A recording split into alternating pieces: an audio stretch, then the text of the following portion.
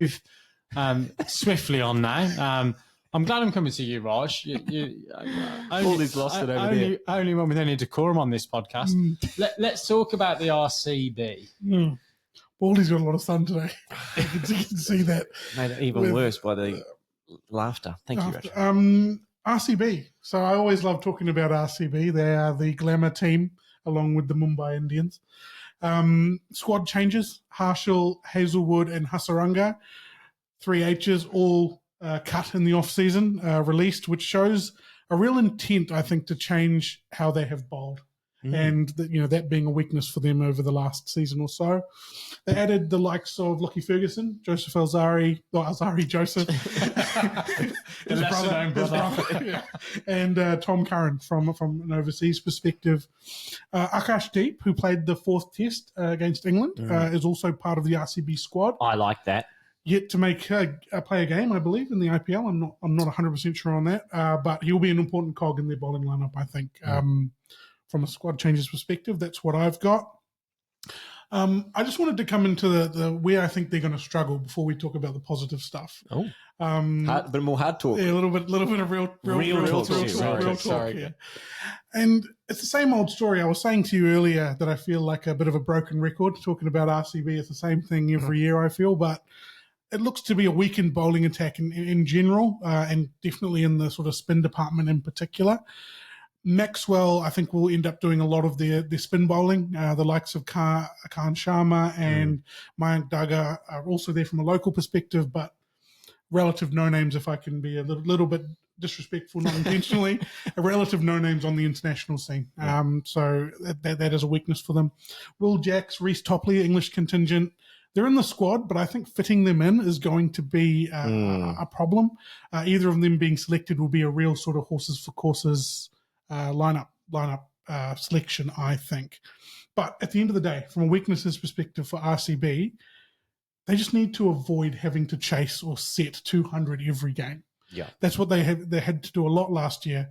And yeah, that leads us to what their success is, their batting. But do we want to focus on the... Well, the Hasaranga one was so fascinating. I mean, fair enough that they released him. They make decisions on who can keep, and you can't keep everyone. But I do think it was really fascinating that he went for such a low figure.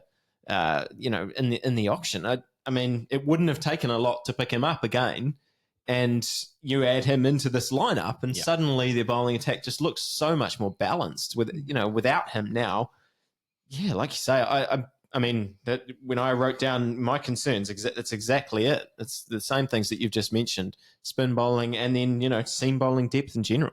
It's weird. I don't mind their seam bowling depth, but I think it's odd that it's a bit like Mumbai. Their spin is their weakness, and we think that. No spoiler, but I think they're going to be 2 of the strongest sides in the competition. Both of them have, I think, weaknesses in their spin bowling department. It'll be fascinating for me to see what they do with that pace bowling contingent, particularly the overseas guys, because you've got Topley, you've got Ferguson, you've got Alzari Joseph, and you've got Tom Curran, all overseas fast bowlers, to fit into 1, maybe 2 spots, depending on how you kind of look at this lineup. It'll be 1 spot, won't it? It'll be Cam Green, Glenn Maxwell, and Faf. So they've only got one guy to fit in there, and they might just have to go, well, who's going to be the hot hand today? Who do we think is going to make a difference today? I wouldn't want to say no. Alzari Joseph, you're not in the team. Well, who are you going to tell? He's got the scariest face, I think, in international cricket. Well, you talked about sort of the England national setup. Will Jacks, and then sort of bring that back to the IPL? Yeah, I mean, Will Jacks, I think, really is there as backup at the top of the order, isn't he? If a Faf or a Carter gets injured, really, he's an opening bat, I think, now in T20 cricket, who offers a little bit with the ball. He's not. Is that enough in India? Maybe not in the IPL. Yeah, look, I don't know, but I think that's why he's there, and I don't think he'll let you down. And I think from a white ball perspective, I actually think he's probably one of the very next cabs off the rank to be in both the 20 over and the 50 over format sides as a regular for England, as they build into that T20 World Cup and then obviously the next 4-year cycle. So I wouldn't be surprised if we see him playing a lot more for England. Topley's the more interesting one out of the two for me. I actually think he plays in that side, or I would pick him. I think his record in recent times has been pretty good. His paces have been up there, and then he's got a number of different off-pace deliveries.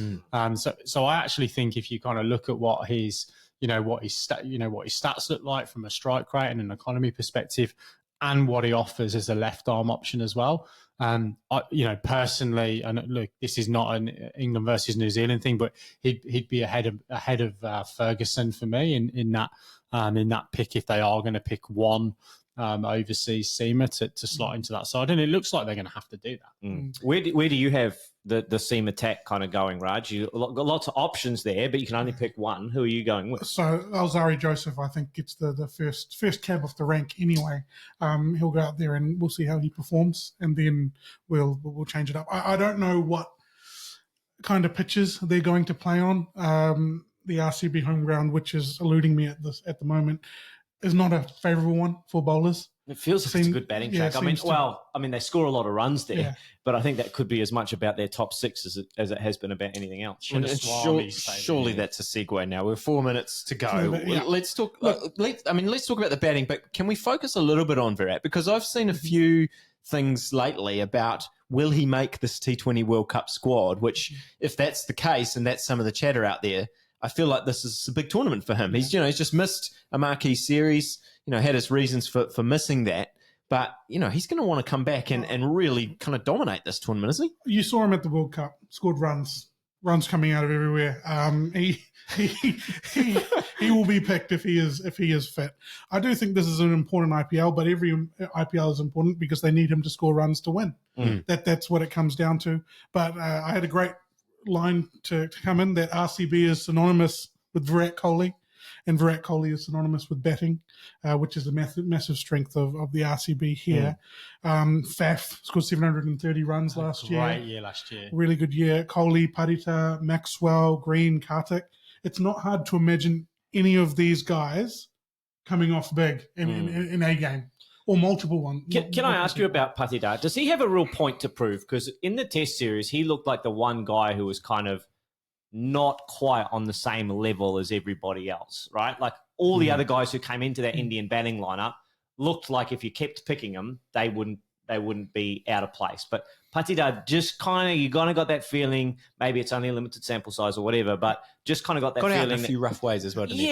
Yeah, he got a couple of rough decisions, but just didn't quite look like he was at the same level as everyone else. Does he have a point to prove? Do you think? I would look at it with a different mindset in that he has real big opportunity here because he is going to be picked because of the makeup of the batting lineup and the overseas players. He is going to be picked. He has a real opportunity to lay down, put his flag in the mountain about being picked for that 2020 World Cup side. Where does he get picked, though? Because you've got Maxwell probably at 4. I think he gets picked at 3. He gets picked at 3, then you've got Green at 5. Unless Virat Kohli wants to bat at 3, then there's a little bit of a shift. I don't know what goes at Green at 5. Yes. Yeah, Green at 5. Karthik at 6. Virat opens and then Karthik comes in the finisher. Correct. Yeah, that's the order that I kind of have settled on as well. I'm glad you did as well. So that means you've got it right. That's good. Thank you.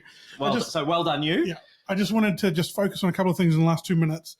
From a bowling perspective, as part of the success factors, it's going to be early wickets. Whoever takes that new ball with Siraj, whether that is Akashdeep or one of the overseas players, that is going to determine a lot of RCB's wins.